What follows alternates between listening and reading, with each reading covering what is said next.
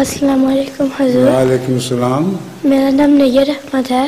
میرے ابو کا نام سردار محمود احمد فرید ڈوگر ہے. میرا سوال ہے کہ ایک حدیث میں ہے کہ سفر ایک عذاب کا ٹکڑا ہے، تو اب تو سفر بہت آسان ہو گیا، تو کیا ابھی بھی ایک عذاب کا ٹکڑا ہے؟ حدیث میں آتا ہے کہ سفر عذاب کا ٹکڑا ہے، اب سفر بہت آسان ہو گیا ہے، کیا ابھی پھر بھی عذاب کا ٹکڑا ہی رہتا ہے. کتنا تیز جٹ چلتا ہے اور اس میں بہت تھکاوٹ ہو جاتی ہے. بعض دفعہ 2 دن کے لیے ان کی جو کمپنیوں کے مالک ہیں وہ اپنے ملازموں کو کہتے ہیں کہ تم گھر پہ آرام کرو اور کوئی سنجیدہ کام نہیں کرنا، اور جا کے نیند ہی نہیں ختم ہوتی شروع میں. تو وہ بھی ایک عذاب کا ٹکڑا ہے.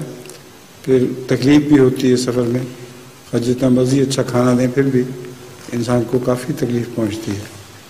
شکریہ. جتنا انسان نازک مزاج ہو گیا اتنا سفر بھی آسان ہو گیا. جتنا پہلے سخت جان انسان تھا، سفر کا عذاب تھا، اب بھی ان نازک انسانوں کو سفر کا عذاب ملتا ہے اسی طرح. شکریہ.